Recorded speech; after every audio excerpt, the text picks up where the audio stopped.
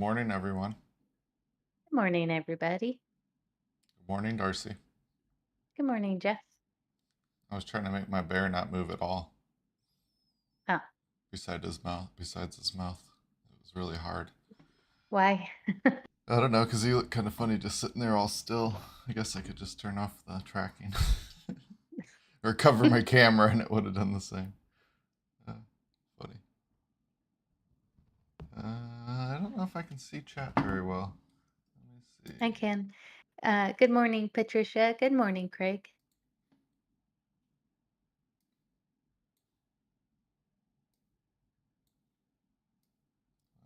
Trying to readjust. We're going to do things a little different today. Yep. And I think most will appreciate it. Just a little bit new. A little bit new. That's my new song. What is? A little bit new. Maybe nobody Oh, heard it because I was moved away from the camera oh, or the mic. and I didn't hear it. Is it like a little bit is better than nada? Sometimes you want the whole enchilada. No, that was much better than my song. My song was really stupid compared to that song. So Well, that's a real song. yeah, but Uh, I, from Tin Cup. It took me a minute. I almost said Bull Durham. from Tin Rick and I Cup. go Yeah, Rick and I go on these, kicks every once in a while, and we're just like, "Okay, we're gonna have to watch Tin Cup and Bull Durham," and I feel like there's a couple others that get into the mix. But, yeah, we say that to each other all the time. A little bit is better than nada. And then we start singing. Yep. Hmm, Yep, that's what it's like here in this house. hmm, interesting. A little crazy. Mm, A little bit out yep. of control. We need to have some adults come in, take control. No way, Jose. In this house. No adults, it's just kids zone. Yep. That sounds pretty cool. Yeah. Well, do you think kids dream? Yes. What do you think they dream about? Um, I don't know. Growing up. Growing Yeah. up. Yeah. I don't know, that's what I dreamed about when I was a kid, and then I grew up and I was like, "Wait a second." Actually, I had a lot of nightmares when I was a kid. I was a stressed out little kid. I What about dreamed our about my teeth audience? falling out. Yeah, what do you guys dream about when you were kids? I'm gonna What'd mess you with dream about something. when you were a kid, Jeff? Me? Yeah. Same stuff I dream about now.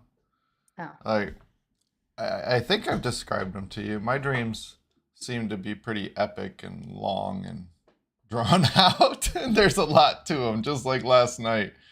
Oh my gosh, it was such a struggle. And there was a creepy house. I do know that. Like, but it wasn't like creepy. It's just creepy feeling, but it wasn't really creepy. It's the best way to describe it. Just kind of like one of those houses that there's some weird stuff going on.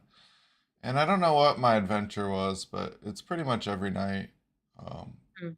it's usually when I was a kid, I had a pretty common reoccurring dream where let me think the best way to describe it, most of it. So it would be like oh, Hansel and Gretel, right? They're the ones that found the witch in the woods, found Mhm. the house. It'd be the best way to describe that type of story. So I would do some sort of a thing in the woods and be playing maybe with friends, maybe not. That part's a little bit more on the fuzzy side. But then I would always go down like the same path and I'd always find the same house that was on um it was on a creek and the creek went under the floor, right? And so the house spanned this little stream. And then there was always this lady that was in the cabin, and she was kind of like, what's her name? The Good Witch from Wizard of Oz, Glenda, I believe is her Oh, name, yeah. right? Uh-huh. Something like that. She's got that white kind of aura around her and stuff like that. And so, and then after that, I like something would happen usually at that point, and then I would a lot of times I'd fall off. There was like a waterfall right there, and I'd fall off, and then I'd wake up. But then sometimes I would have a little bit more into roaming around the woods. Like I'd have to go do something. I remember there was like one time there was this weird sign or something, and I don't know what I had to do with it, but yeah. But I had that dream. I would say I can remember having it at least 8 to 12 times. That same, pretty much the same dream, just a little bit of a different format sometimes, but overall it was the same. Because I'd remember it. That's when I first started learning how to lucid dream, because after having the same dream so many times, you kind of realize that you're just in a dream. And then, and we'll get into lucid dreaming, what that is for people that may not know.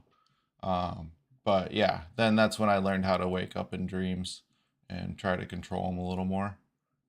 But that's insanely hard.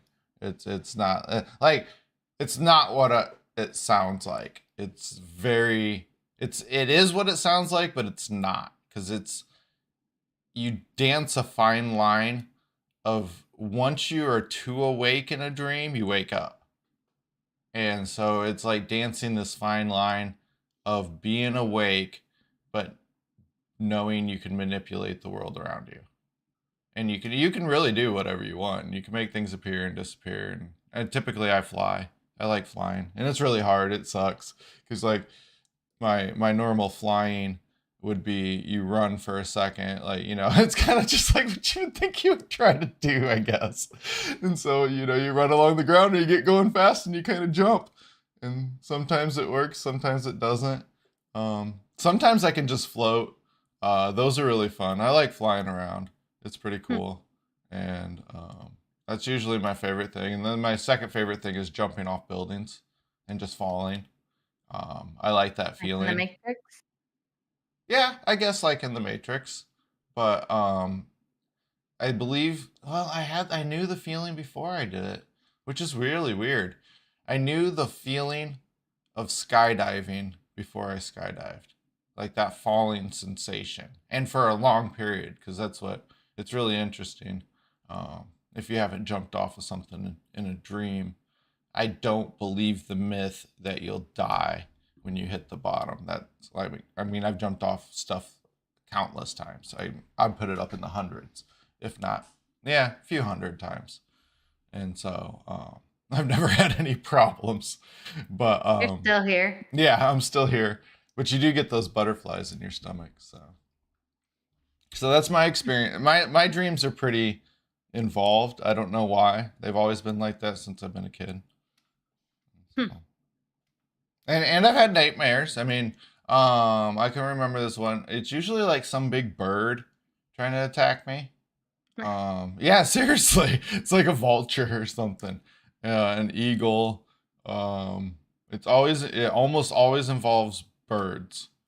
When I have a nightmare, and I remember I had a reoccurring nightmare several times. Again, I had a lot of reoccurring things in the dream world. Yeah, I had a reoccurring nightmare that I can think of at least 4 to 6 times. Not as many as the woods one, but I haven't had nightmares for a long time. Long time. Like I'd I used say, to have them all the time. yeah, Mine were zombies though. zombies. Yeah. Well, my reoccurring dream from when I was a little kid all the way through into my 20s was that I hit my sister with a shopping cart and her head fell off. Ooh, Yeah, that wasn't the worst part. She came back for her head. yeah, that would stink. But yeah, I never like I got better at knowing I was dreaming. So lucid dreaming, but it was more to stop my nightmares. But one thing that I do think is funny is like, all growing up, all the shows and stuff Oh, say if you're having a nightmare to um if you're having a nightmare to, face it, and then it'll go away. And that actually finally happened. I had a dream where we were stuck in a house and all the zombies were coming, just like in the movies. And oh, I'm gonna be over here today. I'm center stage. Uh, but um, yeah, I went out and I fought him, and I haven't dreamt about zombies, but I still have a hard time watching any horror movies with zombies in it. Why am I over here now? I feel weird, I know. Everything's different. but it does help because I look over at my other screens and now it looks like I'm looking at you. That's the whole reason I changed you, because to be able to do what we're getting ready to do, I decided I wanted my text to read in the center. So then I put the pictures over to the other side, because if I don't, the tabs get really tiny.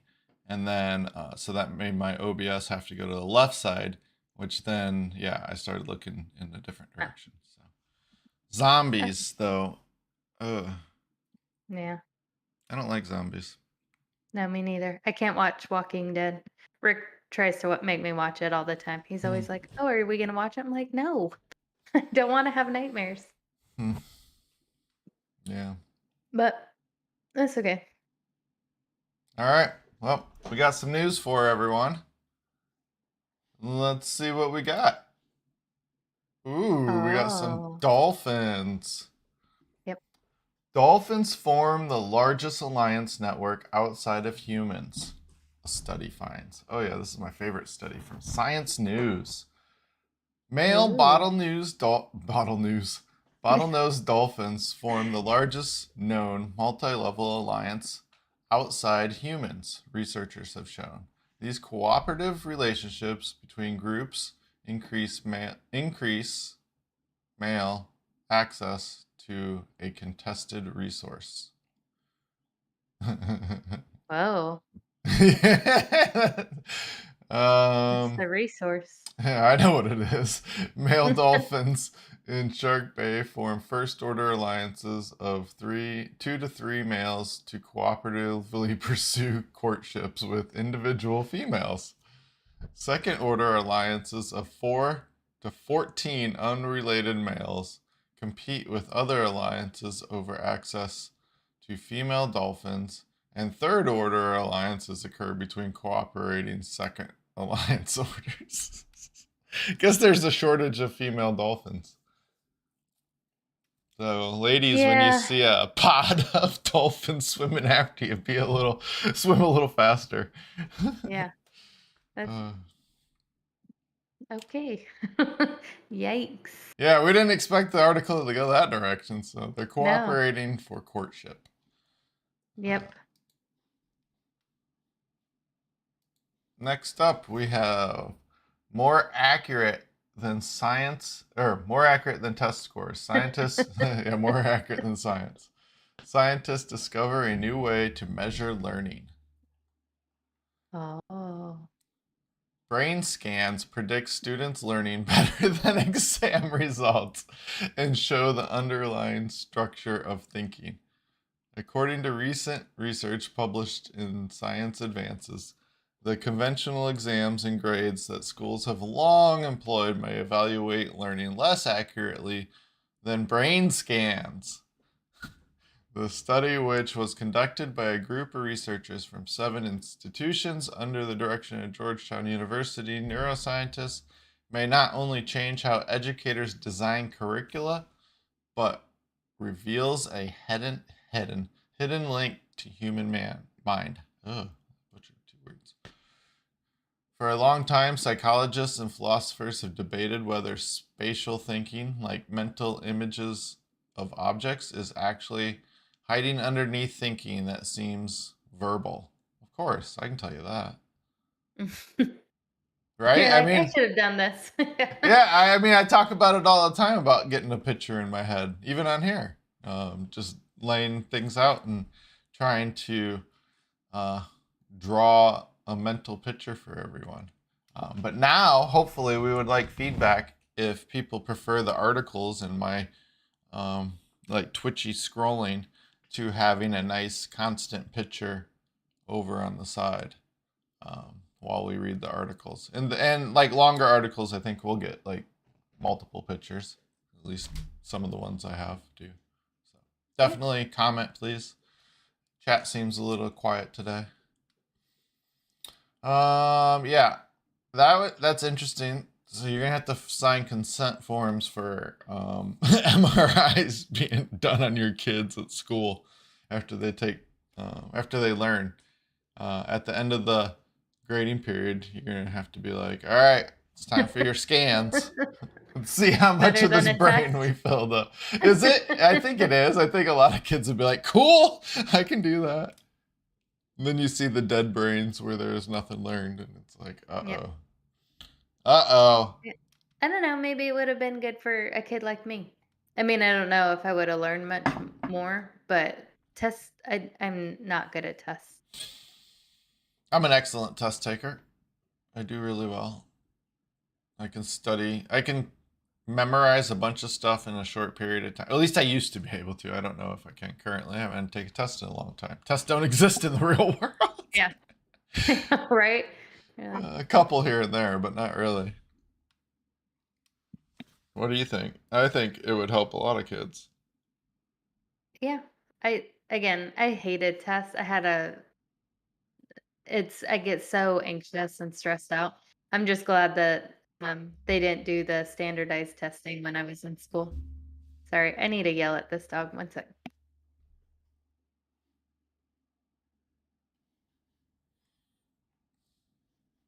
Sorry. Is chat working today? We got the 2 good mornings, but nothing? Nothing. What about tests? Patricia? Good at tests? I like the pictures. So we're gonna go with no, not good at tests. That was just perfect timing. It was the best. I know Craig. I can. I'm not gonna speak for Craig, but I can speak for Craig. Craig prefers not tests. I do know that he likes notes and being able to read off of other people's notes and and homework.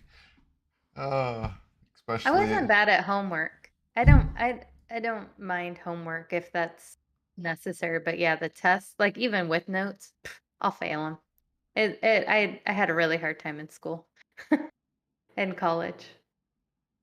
Yeah, I was gonna say, man, if you had a hard time with that, college would have been tough for you. Yeah, it was rough, but I made it.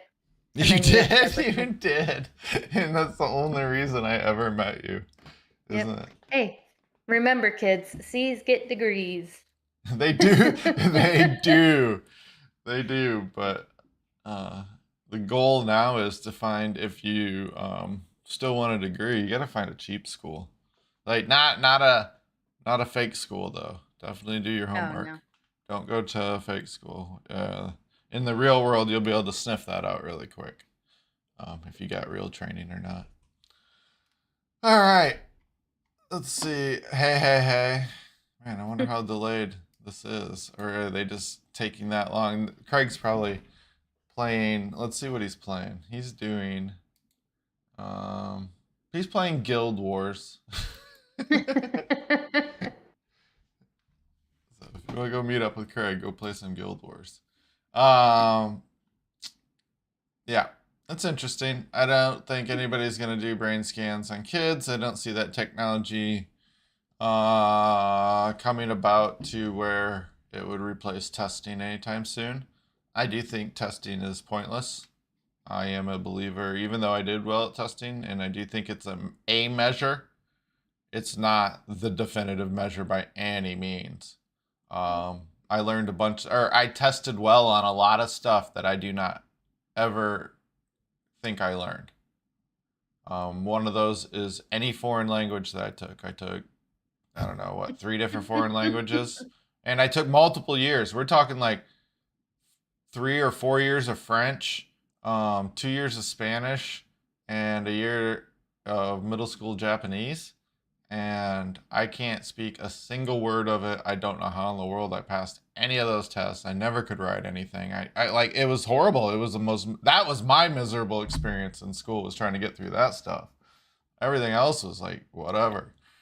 And I didn't do well at English either, but that's probably why I didn't do well at foreign languages. But yeah, but I tested, like, all you had to do is pass tests and you get to go on. And it's just like you just memorize enough to pass the test, just like you said. C's get degrees. So Yep. and that is, you do get cut off in a lot of what I would call real universities. D's do not get degrees. Right.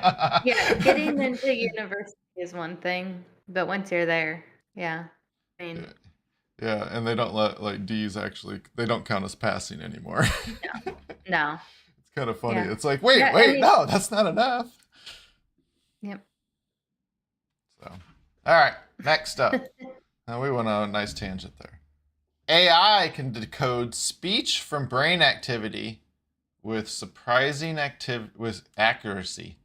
Well, I bet this is another brain scan. Oh, yeah, it looks like it.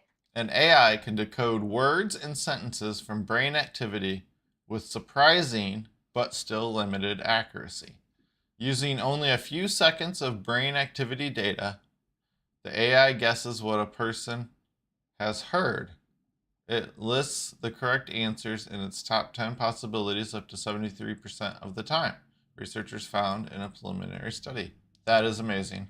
That's enough for me to say that's amazing.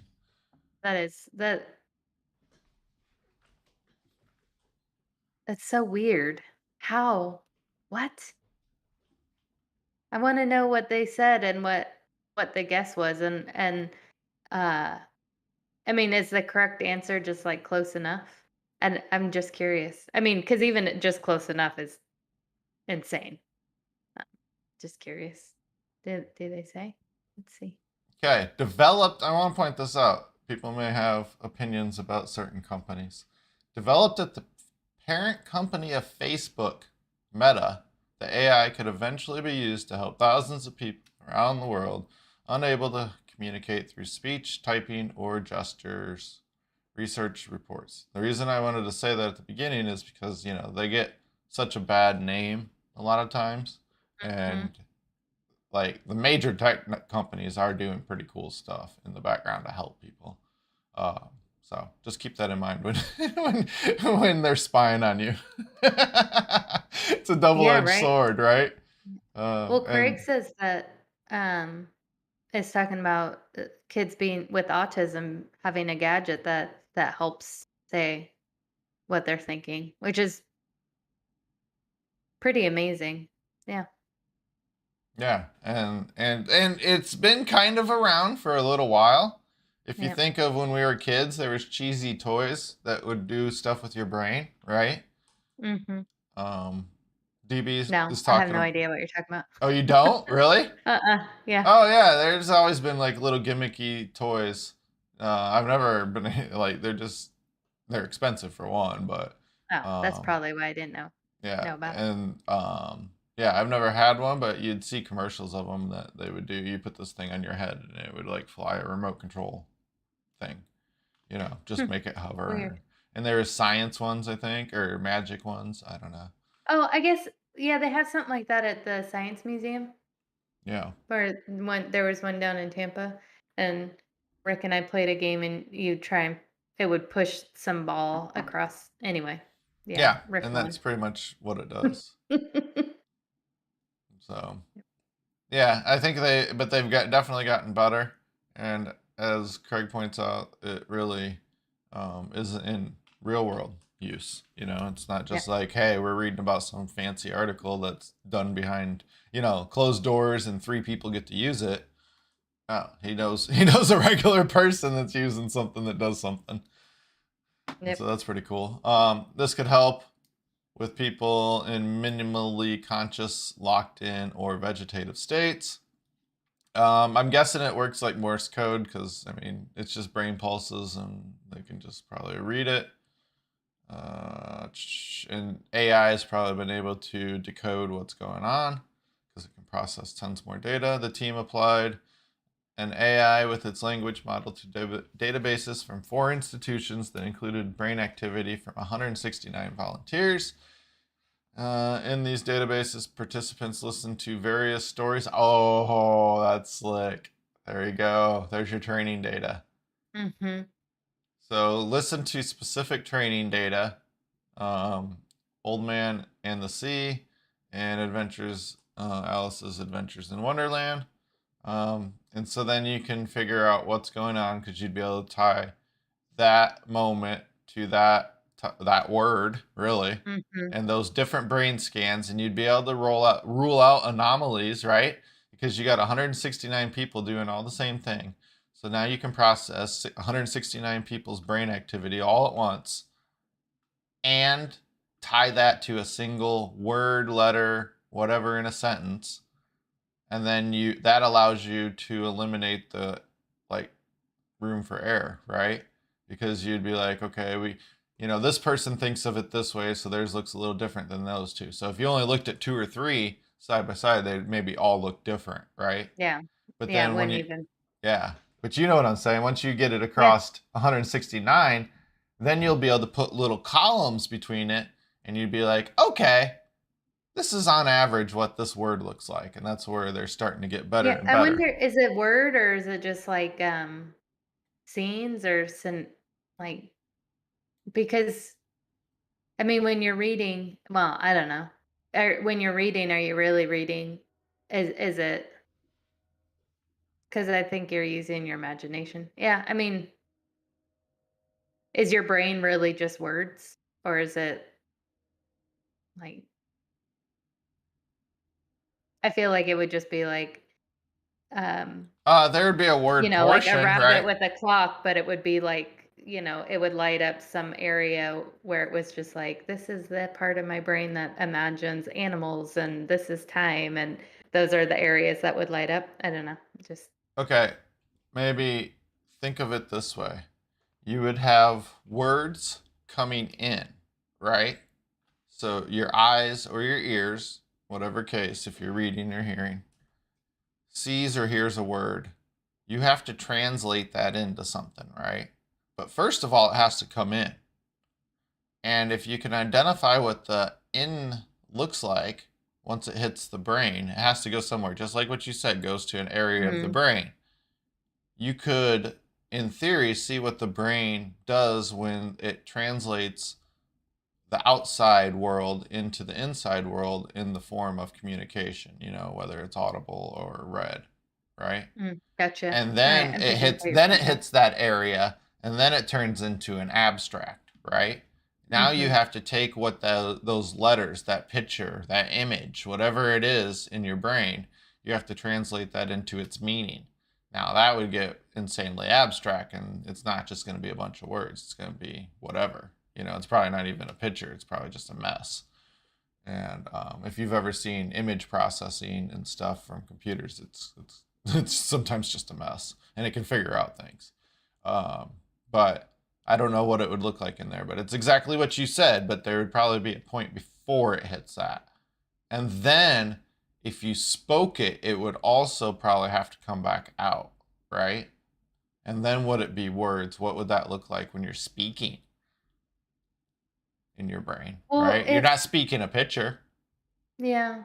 Well, if they just want to know what the words are, why wouldn't they just show you like words? I don't know. Hmm. Interesting. You need to talk It's to still scientists? D. Liberto. Oh, yep. Will do. I'll send a letter. All right, what do we got? Oh ho! What's the story behind Al Gore and Man Bear Pig? Oh, I don't know. I know there's usually. Oops, You I gotta didn't switch it. change Yeah, picture. I know there's usually stories that inspire South Park's episodes and joke. Is there anything behind Al Gore and Man Bear Pig? Yep, there definitely is. Al Gore came out with a documentary called An Inconvenient Truth right around the time that episode came out in 2006. In it, Gore preaches about a super serial effect, the super serial effect of global warming, and how he's really serious. No one is listening to him. I remember that. In simpler words, Man Bear Pig is an allegory for global warming. That it's not real? I don't know. Is that what they're saying here. Okay. That's what I got from it. So man, bear, pig, and global warming is not something to worry about because back then that was when they've renamed it, which is better. That helps a lot. Climate change, I agree with more than just global warming because it's like, well, it only goes Yeah. up. And I'm like, no, it goes up and down, and there's a whole cycle, blah blah blah. But they said it was fake, and man, bear, pig's fake. Hey, look at this! We have a man, bear, pig. Oh, it's the best. What? Yep. I don't know what man, bear, pig is, but living fast may have helped mammals like man, bear, pig dominate. Oh, we got to get like the title on the pictures, right? That Yeah. would help. And like the headline area. Such a fast paced lifestyle may have helped early mammals get big fast after the dino's demise. Oh boy. The ancient mammal, I'm not going to read its name, looked something like a jumbo red panda with a beard like head, stocky build. Bear. Bear like head. Did I say beer? Beard. Oh, beard. Beard like head. Bear like head. Stocky build and long tail. Despite its fearsome appearance, it was gentle, plant eating giant in the ecosystem. Check the little baby hilarious. up there. Can I make this smaller? Looks like it's There you built go. kind of like a or its back just reminded me of like a hyena with it because it's got the long legs in the front and the short legs in the back. You want to take a break? Yes, I do. All right, we're going to take a break. But yes, it looks like a hyena. And in the wake of the dinosaurs' demise, they nicknamed it Man Bear Pig lived life in the fast lane. The sheep-sized mammal, which sported five-finger hands, a bear-like face, and the stocky build of a pig, gave birth to highly developed young, and those young grew up much faster than expected for an animal as massive as Man Bear Pig. Way to go, South Park. So they just nicknamed it. It might have got the nickname after the fact. Yeah, it looks like it, but that's pretty funny. It is. It's kind of funny. Cool. All right, we're gonna take a quick break, and we'll be back in a few minutes. Yep.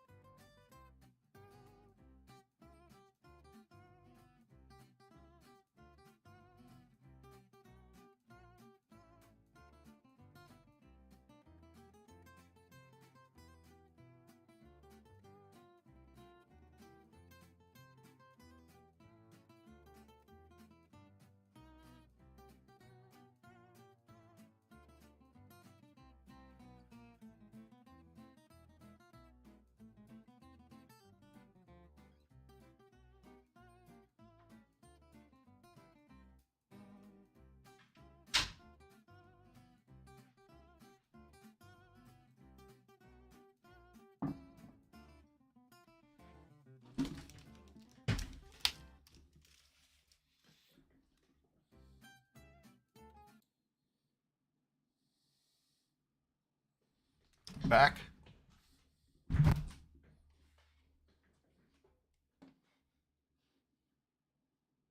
Guess not. Let's I was see. on mute. I was Oh, back. oh, you were back. I Sure, I'm mute. yep, I was talking, And were you but telling jokes? no, no, I hadn't found any yet. Uh, no, I had a muffin for breakfast this morning, and it was delicious. But I'm hungry again already.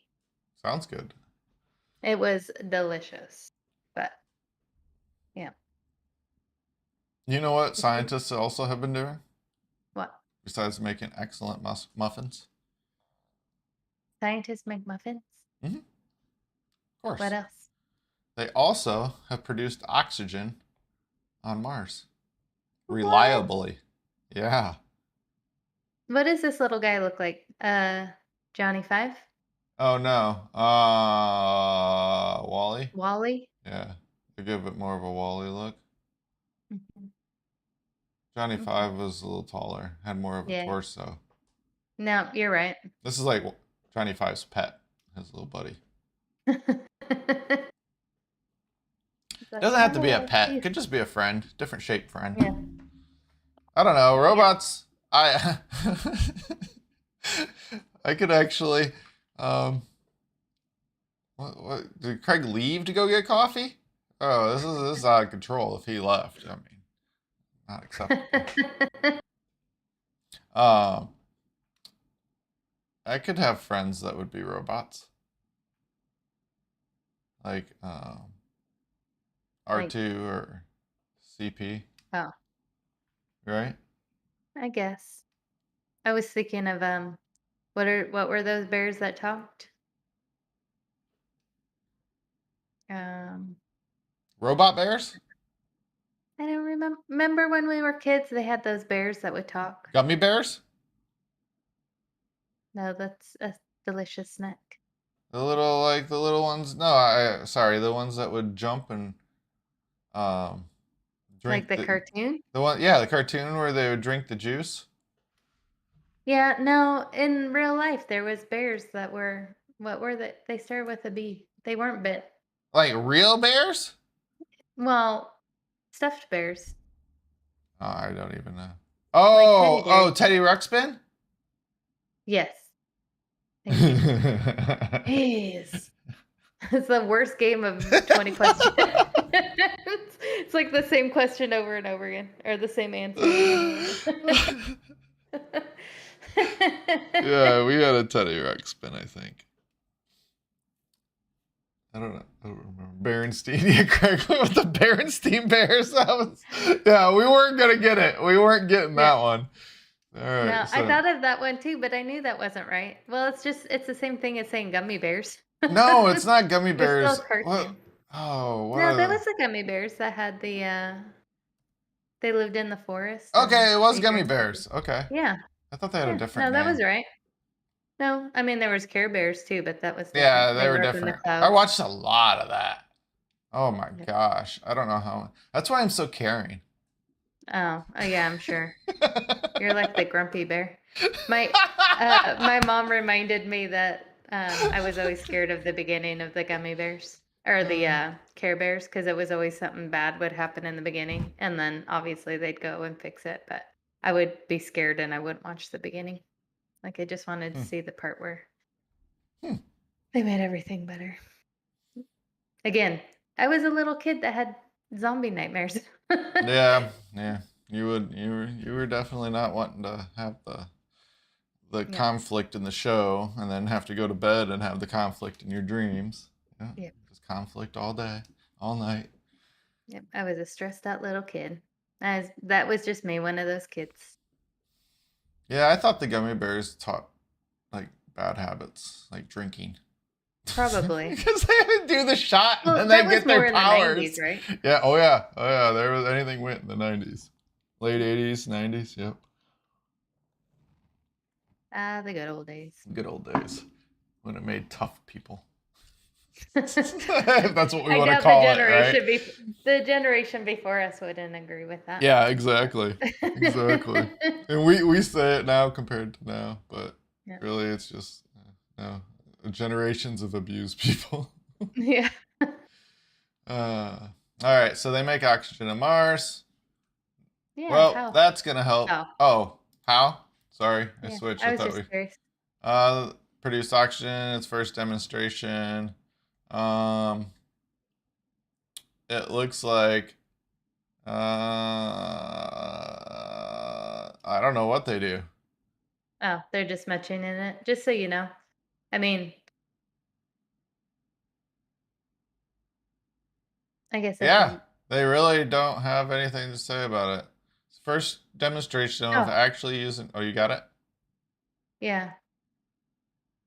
Uh, it does so by first drawing the Martian air in through a filter that cleans it of contaminants. The air is then pressurized and sent through solid oxide electrolyzer SOXE, an instrument developed by Oxeon Energy, and the electrochemically splits. Oh, sorry. That electrochemically splits the carbon dioxide rich air into oxygen ions, then carbon monoxide. And then the oxygen ions are also isolated. This is difficult.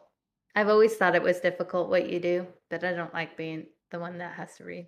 Um, Oh, you did good. I was just gonna yeah, comment. You came in clutch, and I love this new format because yeah, we because didn't then I have to. can read too. Yes, I was just 'Cause, like, it was just like the best. You're like, this is horrible. After yeah. you're done, it was like I was all like, listen. For it took a second, and then I'm like, wait, she just took over, and I didn't have to click anything. I didn't have to do anything, and the picture stayed the same, and it looks almost professional. We just need to. There was a couple other things, but yeah, good job.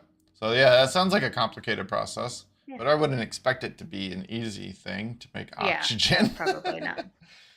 um, No, well, and to be able to do it from, you know, here, I feel like, with our remote eh, robot. yeah, we think this is what we're gonna need when we get there. So, Yeah, there, there you go, done. We'll find out in a few months if it works. yep. But I guess That's I'm sure by now they know what's in the atmosphere. So, kinda. I don't know. I mean, only until recently have we gotten pretty good at getting to things.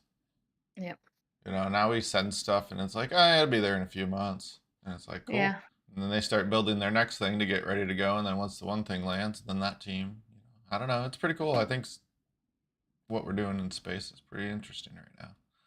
yeah, me too. But we got problems on Earth. Oh yeah, we do.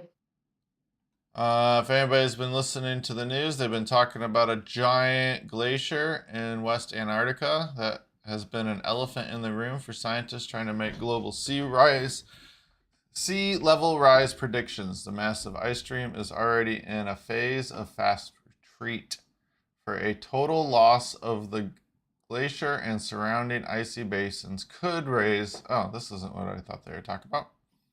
Is this current? Yeah, it's current. The Thwaites Glacier in West Antarctica, about the size of Florida, just a little thing, has Yeah, been an elephant in the room for scientists. Now I can see why it can raise the sea level. yeah, that's a lot. Yeah, that's a lot. Trying to make global sea level. The massive ice stream is already in a phase of fast retreat. A collapse when viewed on geological timescales. Oh, that's why they use the word collapse. Ha ha ha. That's a tricky way of doing it. Leading to widespread concern about exactly how much or how fast it may give up its ice to the ocean.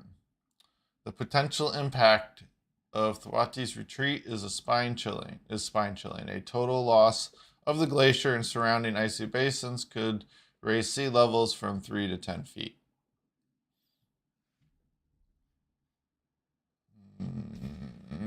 Yep.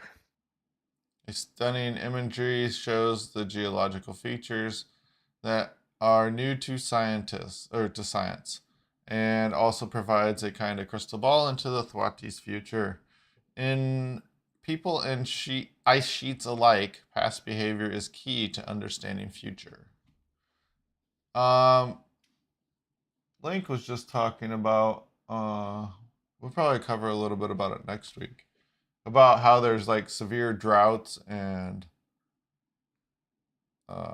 like China right now is facing one of its worst drought, and then there's things being discovered in the bottom of lakes and streams that used to be covered by water, and I guess nobody took the time to go looking for. And he was talking about how this one was about uh, where the water had receded so far, and it was like harvest stones or something. I forget what the term was, but on it it was translated to say like this is bad or watch out, or like hey, bad times are coming. Because if Oh, you see this, that type of thing, right. like hey, we're gonna put this as a marker right here to say crap's gotten really bad. Yeah. Yeah, from the Wow. past. Yeah, kind of interesting. And Like those well, bumper stickers, like when you're too close to someone's car. If you mm-hmm, can read this. mm-hmm, mm-hmm. Like that's where they got the idea from, like back in ancient days. Yep. They've been having bumper stickers forever, so it's interesting because this is the opposite of it.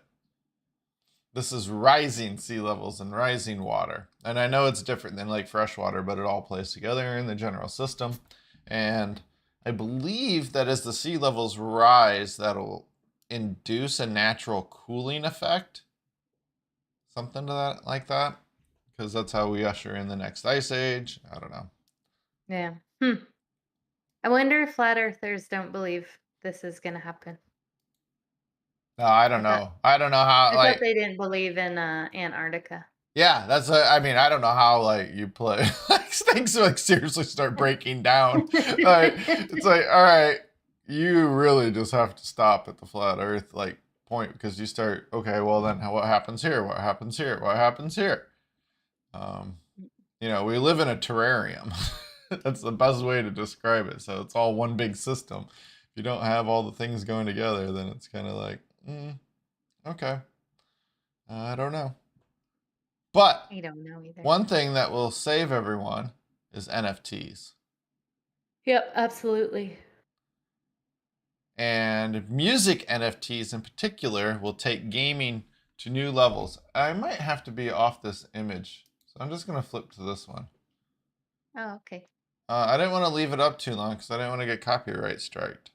Oh, Does that that's count? fair. I mean, is the Mario image too close? Is it just a plumber in shorts and pants? I don't know how that. No, he's Or not just a plumber. It's very iconic. shorts and pants, yeah, whatever. But NFTs, instead of relying on unwieldy contracts to generate music for their products, NFTs are offering GameFi developers ways to come up with faster and more equitable agreements with artists.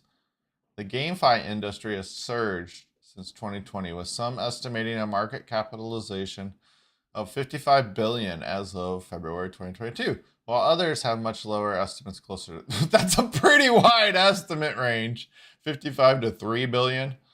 One thing is for sure, the And industry I grew. like that, while others have much lower estimates, closer to 3 billion. Like 3 billion isn't a lot. I mean, compared to 55, it is, but still, it's not.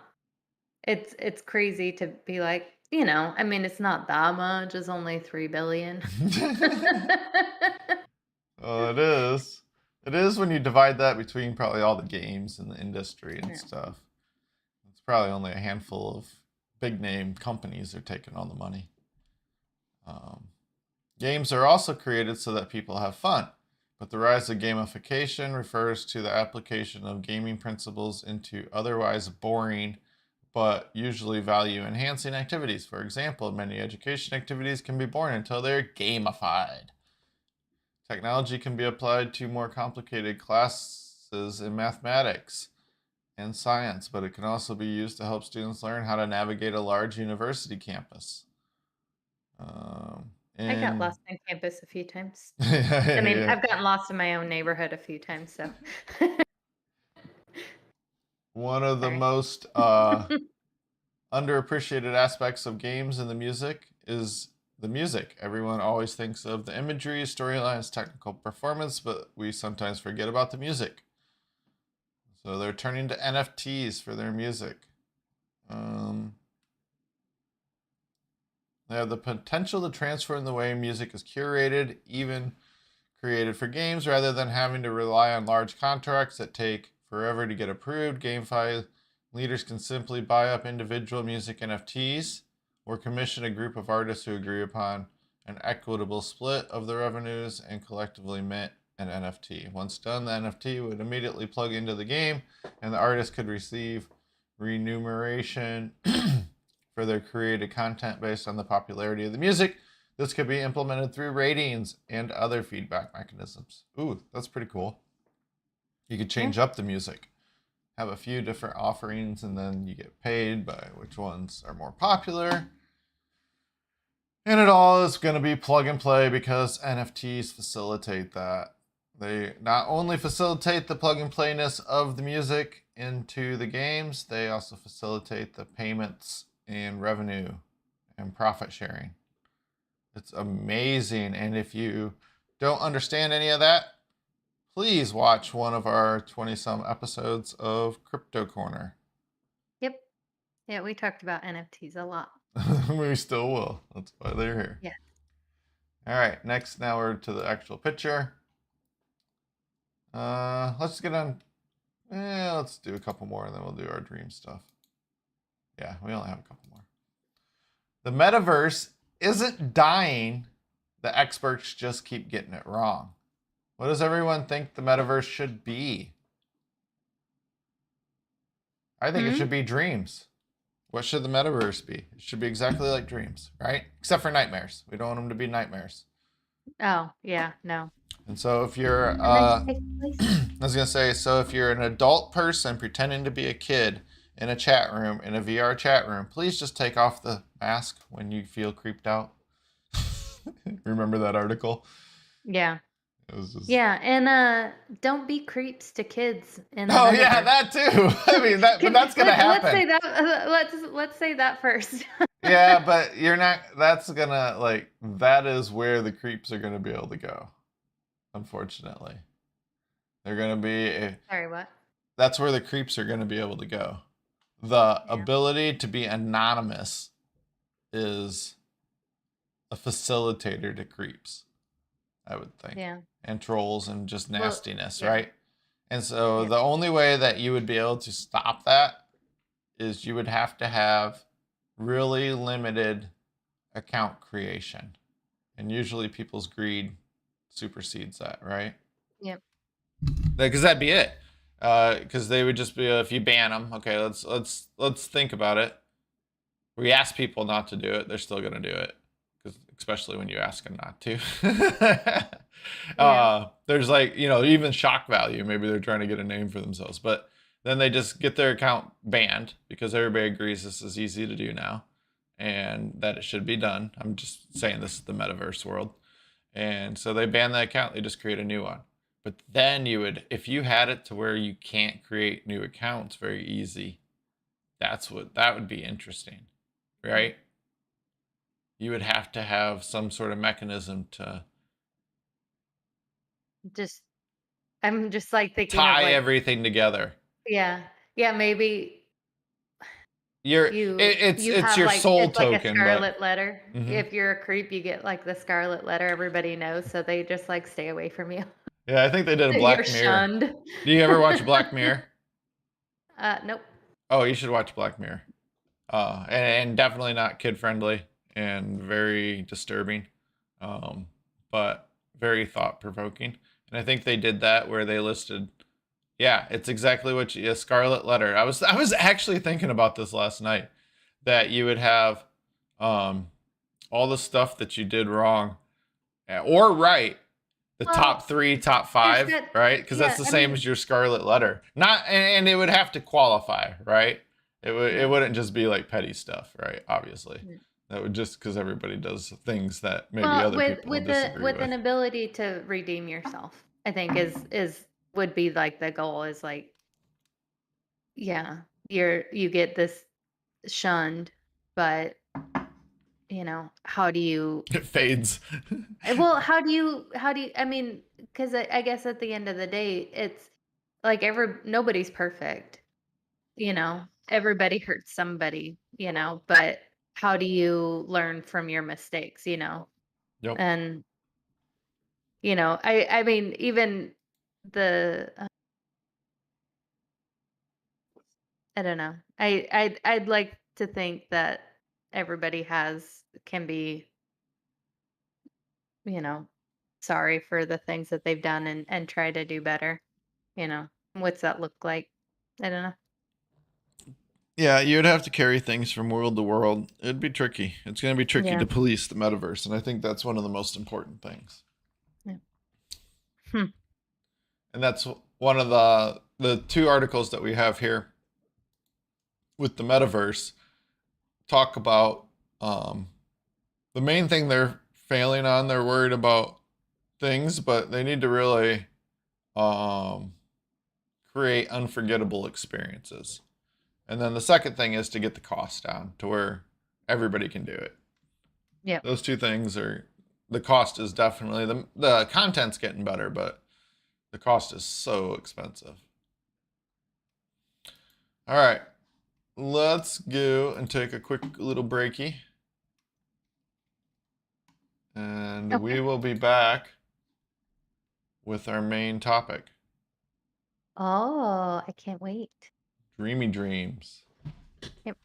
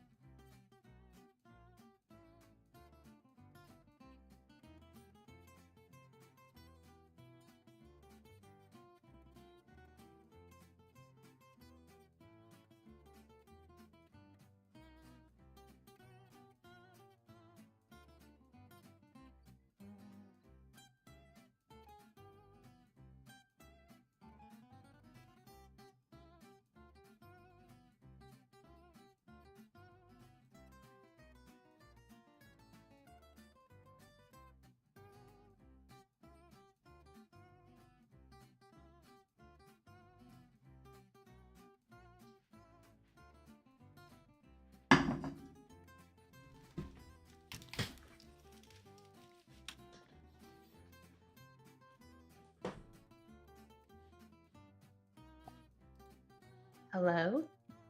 Goodbye. Nice.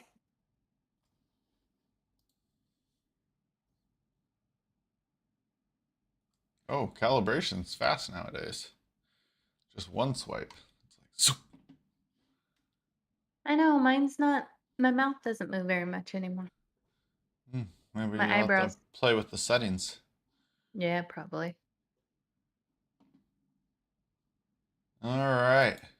Dreams. What does it mean? Oh, wait. Yeah, we'll switch these two. How or switch this to two. Why and how do we dream? Dreams are subjective, but there are ways to peer into the minds of people why they are dreaming. Whoa. Dreams are so personal, subjective, and fleeting, they may seem impossible to study directly with scientific objectivity.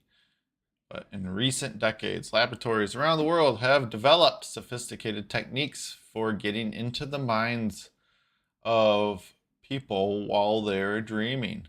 In the process, they are learning more about why we need these strange nightly experiences and how our brains generate them. Okay, so it's a transcript.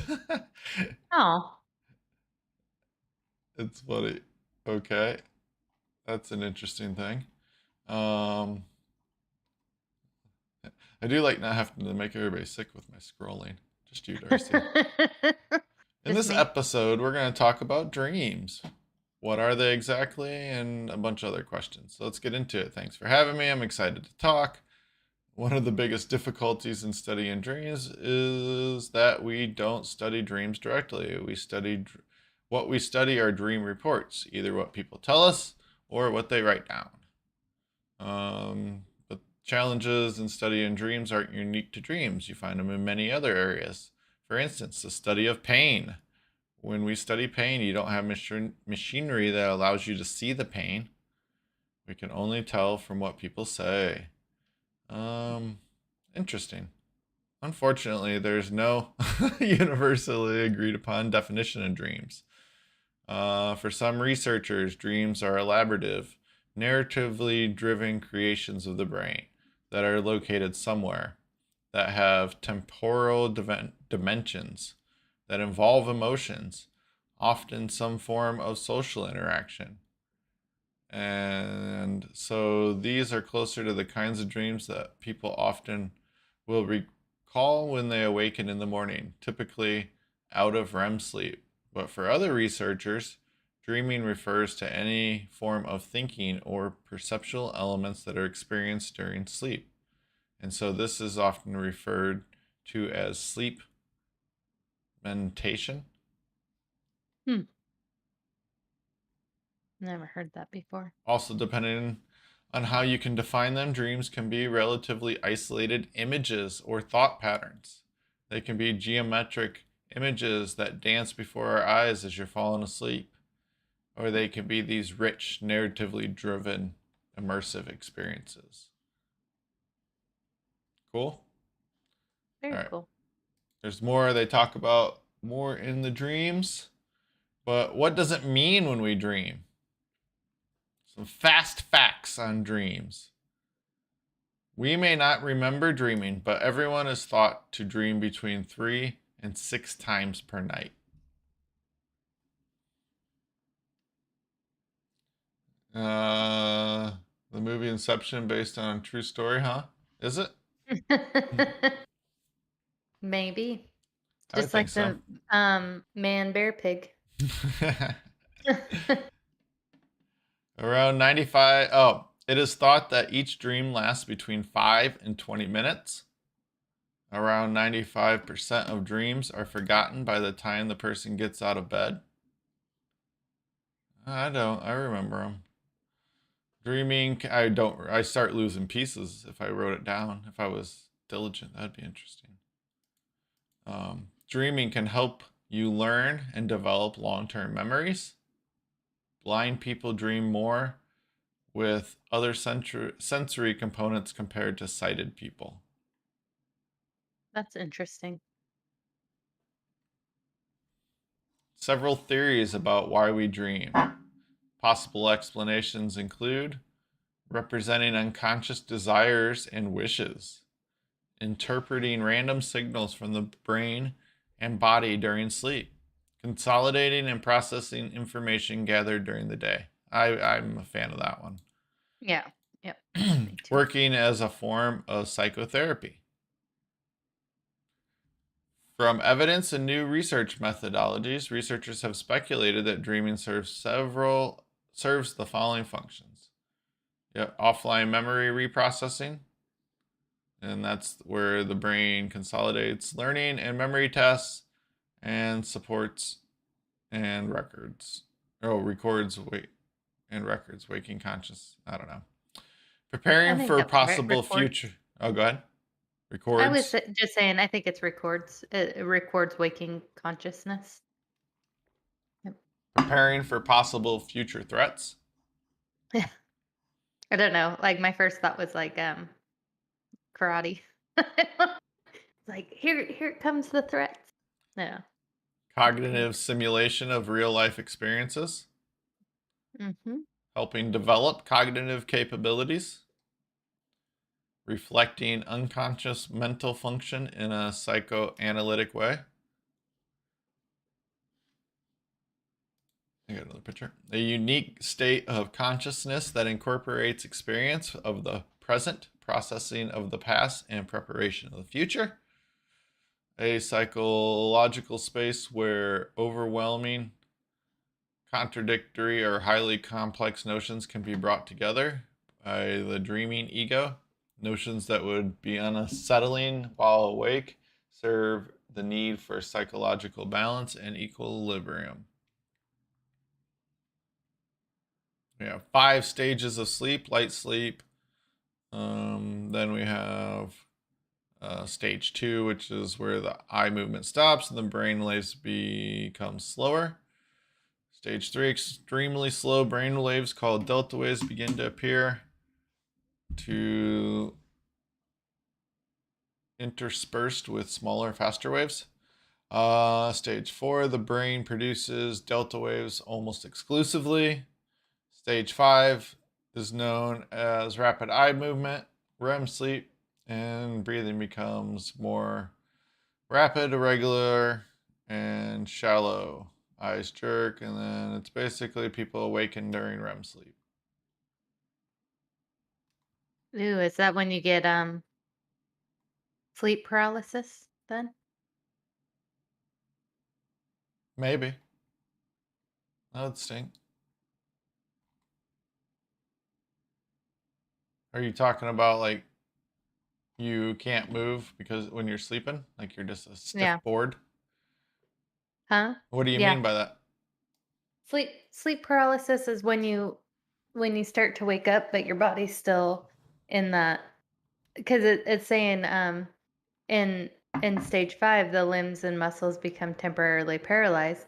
But if you start to wake up during that time and your body still is, asleep, it will it's called sleep paralysis. That's when they think a lot of people have um these like alien type experiences or um like the feeling like there's somebody sitting, a ghost or something. The last time I used to get sleep paralysis a lot when I was little. This sounds so bad. My childhood sounds horrible in this episode.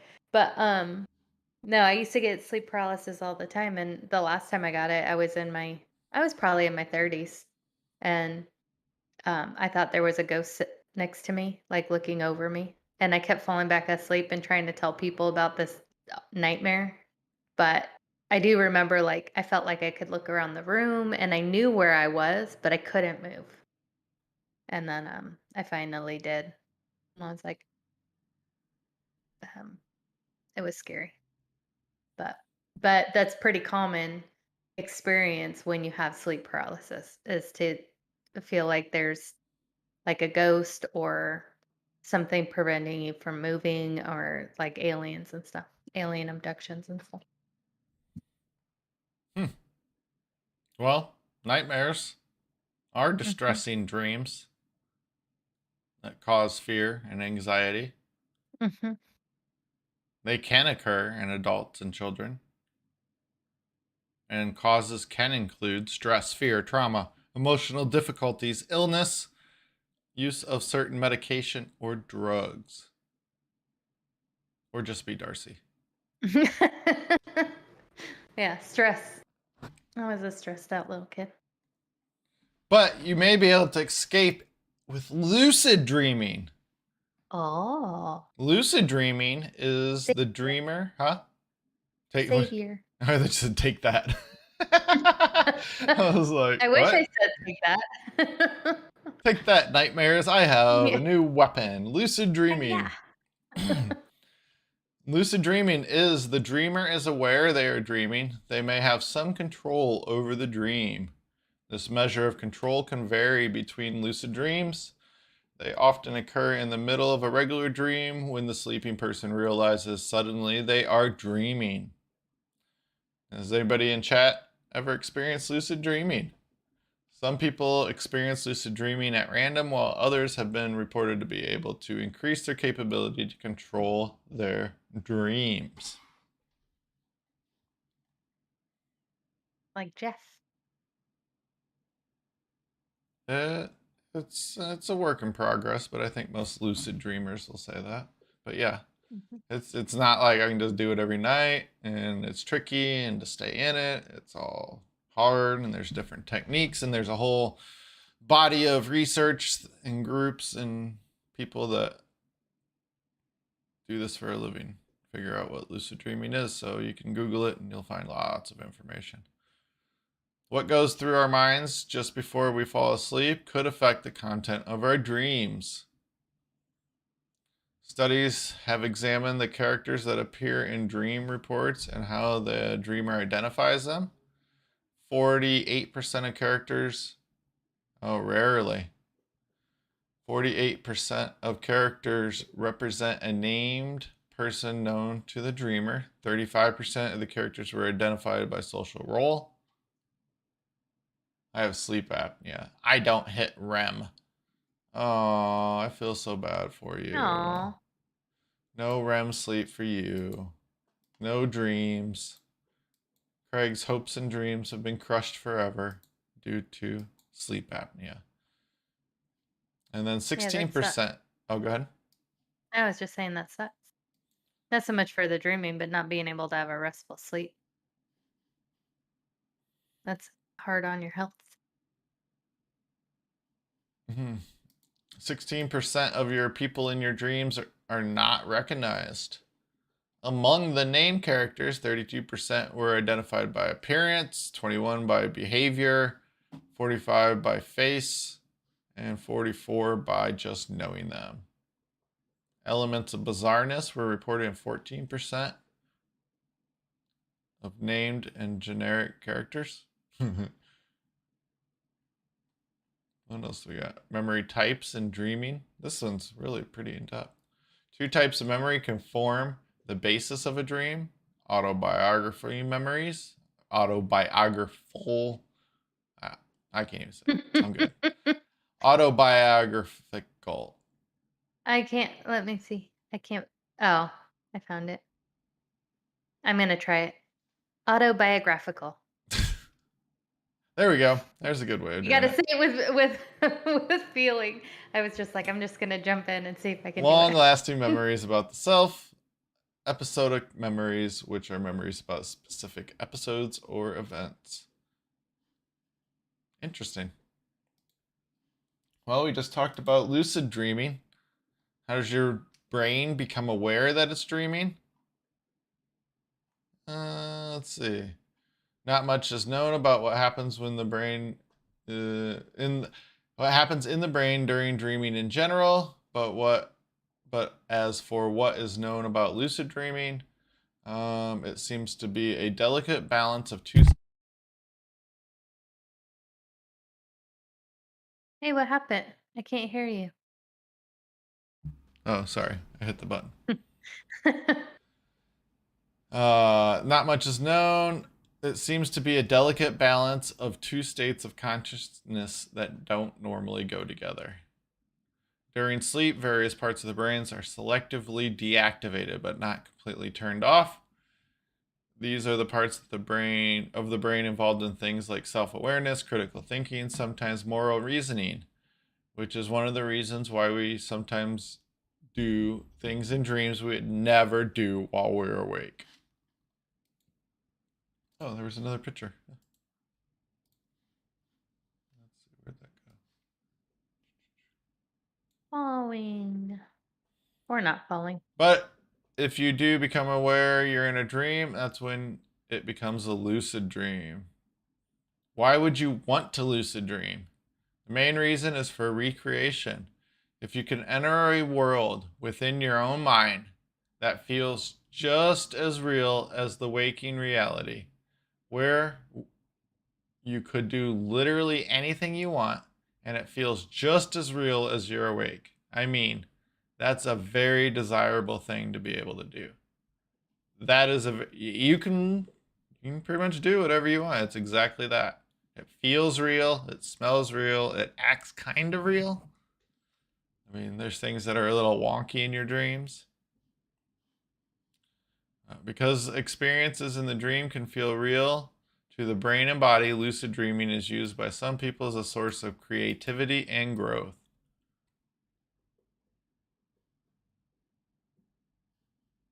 Athletes have harnessed lucid dreams to practice their skills during the night. Artists for inspiration. Can you make yourself have a lucid dream? See, the thing I like to do most is like flying. Yep, it's so much fun. Has tried different techniques to improve meditation, varied combinations of mantras and visualizations, walking in the middle of the night, supplements with varying degrees of success. What else do they got? Anything? Yeah, a lot of things say write down your dreams so you can remember them, because then that helps tell that you're in a dream, because then if you remember, you have the same dreams over. What is the best technique to start with?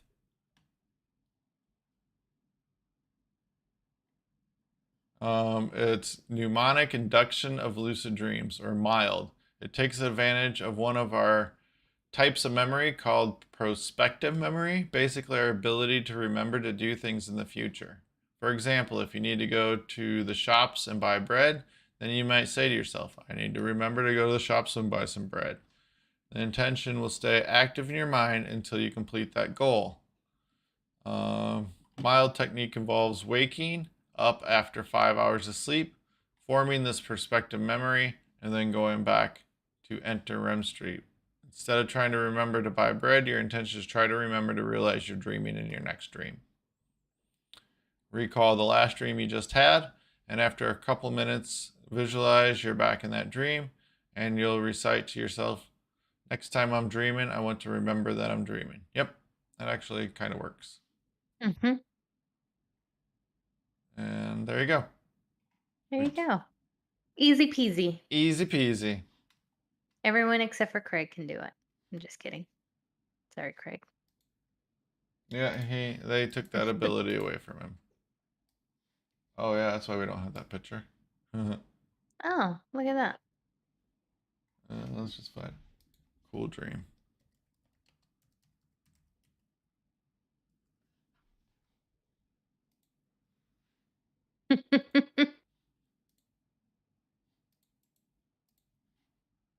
Was that Jar Jar Binks? I don't know what it is. We're gonna go with it. Yep. 15 most common dreams and what they mean.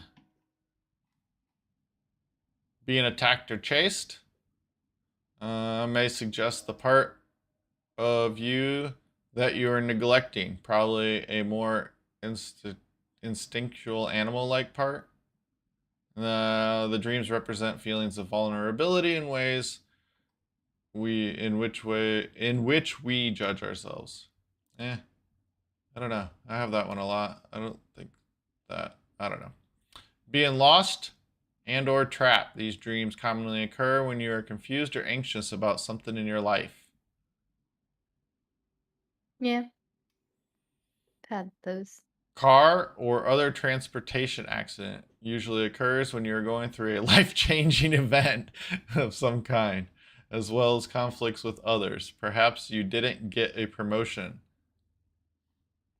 Okay. Tension between you and your coworkers. Um, Natural disaster, man-made disasters. Typically, people experience these dreams when they are confronted with or dealing with upcoming change.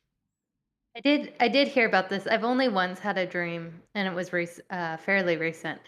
Um, like a tidal wave dream. And I was talking to my sister about it, and she was saying, "Oh yeah, those are usually because with the change, and it was when we were getting ready to sell our house." I just thought it was strange because I'd never had one before like that, and I was like, I don't get it. This I've had all kinds of different weird dreams, but I've never had something like that. I was like, "Oh yeah, those are common," and there it is, natural disaster. Hmm. Write down your dreams, people, and you can put it against this chart and be like, oh, here's what's happening. Dreams about falling can represent feelings of insecurity or helplessness, or just you want to feel the butterflies in your stomach. So fun. Being inappropriately dressed in public, whether it's being naked or in public or improperly dressed, this dream represents anxiety or stress related to your own personal weakness or shortcomings. Okay. Hmm. I don't know. That's an interesting one. I've had that happen a lot in dreams. Not be naked, just inappropriately dressed, like in Yeah. in work clothes. When I was a kid, I'd like go to school in my pajamas or whatever. Yeah, I did. I have those kind of dreams too. Like, Or you're missing a yeah. shoe or just some like Yeah. weird stuff. Yeah, It's like like it just just random things. You're it like, this is. doesn't even make sense. It is. It's like where, and then you're like stressing out in your dream. You're like, where is the shoe? This doesn't make sense.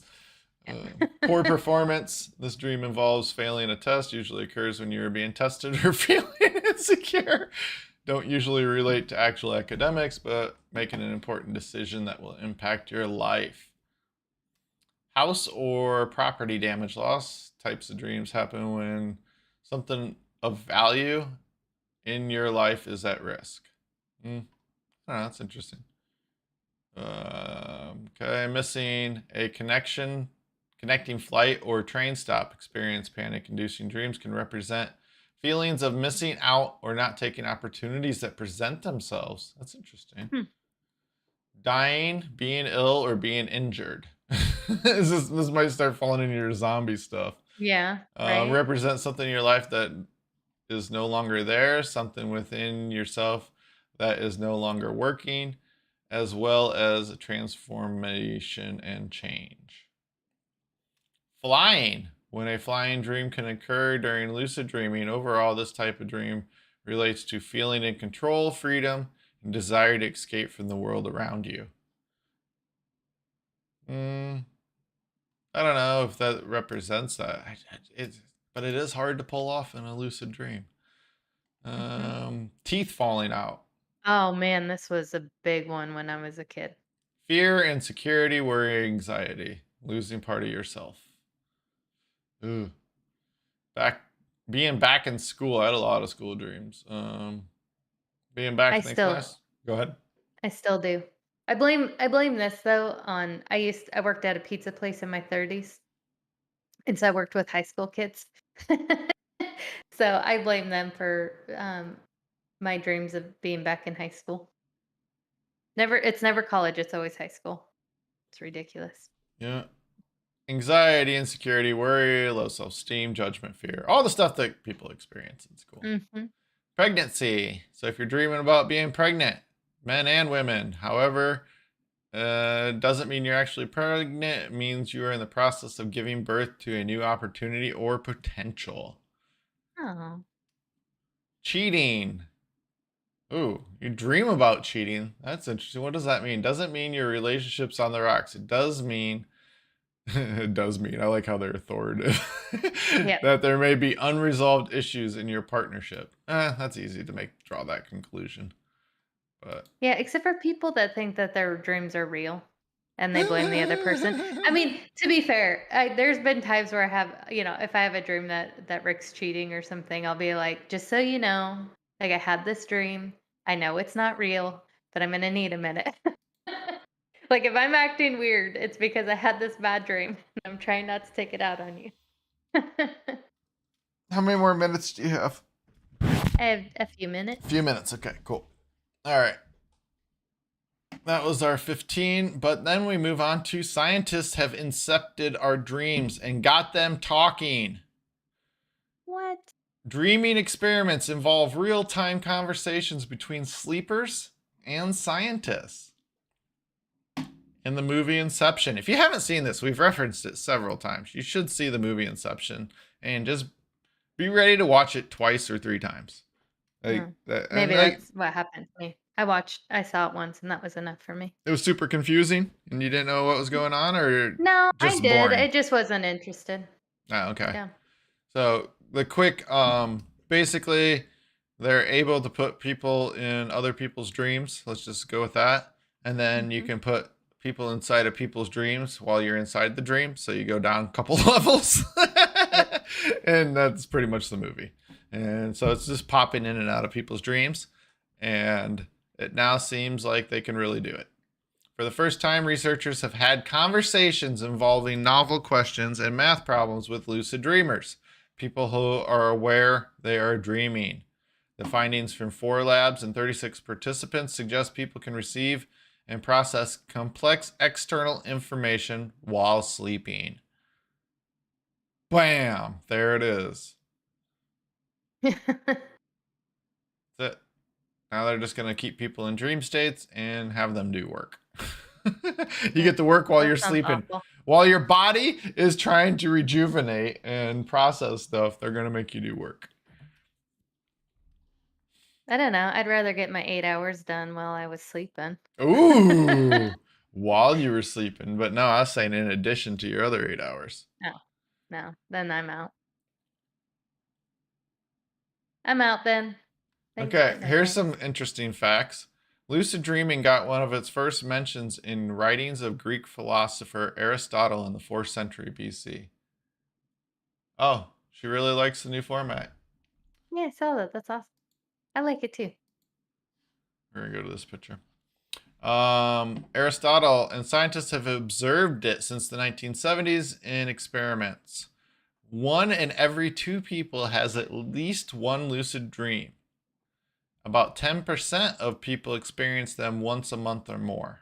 Although rare, the ability to recognize you are in a dream and even control some aspects can be enhanced with training. A few studies have tried to communicate with lucid dreamers using stimuli such as light, shocks, sounds to enter people's dreams, but these recorded only minimal responses. 4 independent teams in France, Germany, Netherlands, and the United States tried to go further and establish complex 2-way communication using speech and asking the sleepers had never heard and asking questions the sleepers have never heard in their training. The recruiters, 36 volunteers, included some experienced lucid dreamers, while others who had never experienced a lucid dream but remembered at least one dream a week.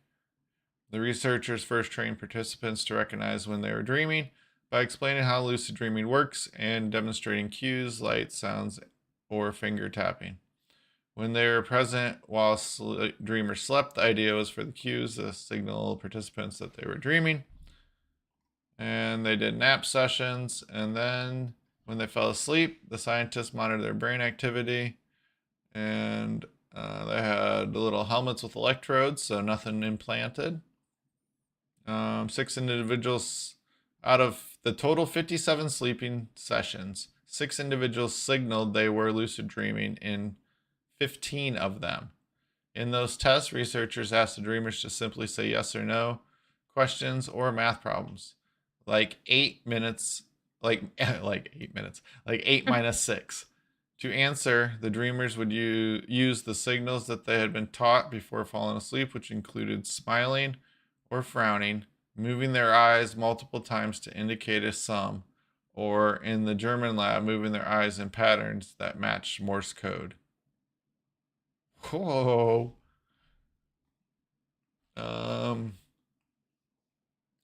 Researchers asked 158 questions of lucid dreamers who responded correctly 20% of the time. the researchers report in Current Biology. The dreamers gave the wrong answer only 3.2% of the questions. 17% of the answers were not clear, and 60% of the questions got no response. The researchers say these numbers show the communication, even if difficult, is possible. Proof of concept. Yep.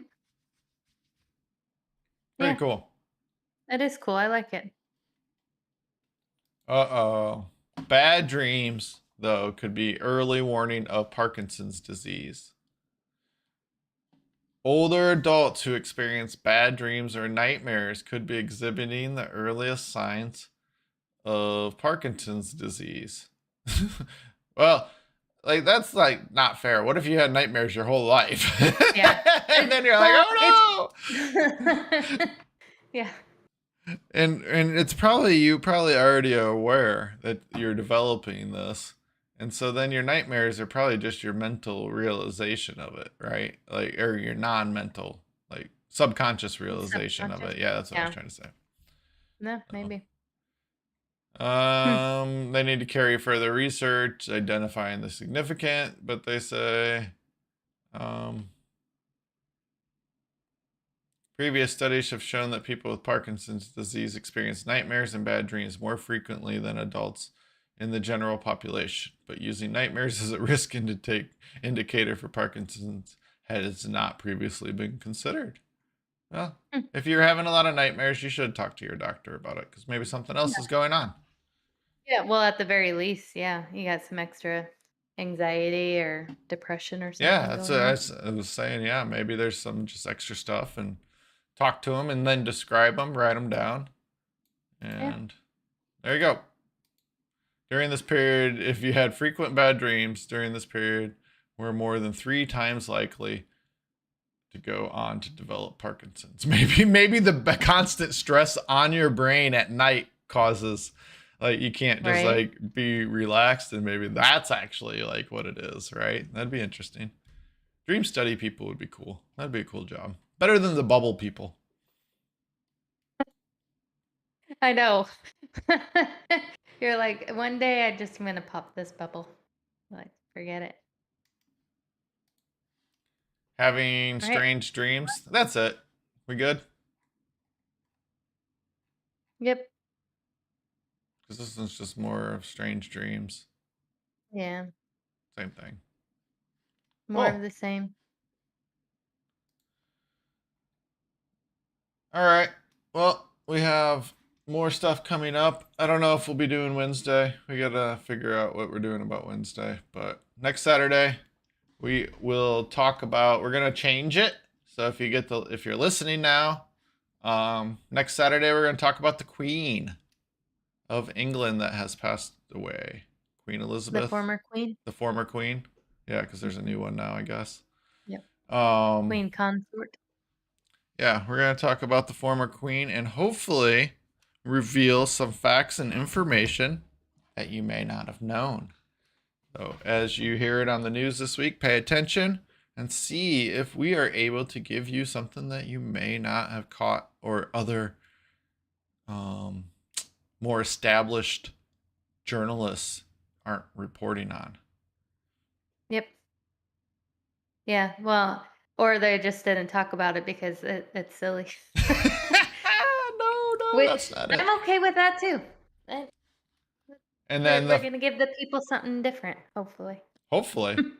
And then the following week we're going to talk about the seasons. So we will give you information like salt about and pepper. Yes. Garlic powder. Yep. No. About winter, spring, summer, and fall. Oh, nice. I can't wait. All right. Well, thank you everybody for tuning in. Yeah, this was fun. And I guess we will see you on Saturday. Probably. Because I don't think Wednesday is going to happen. All right. Well, I guess that's okay then.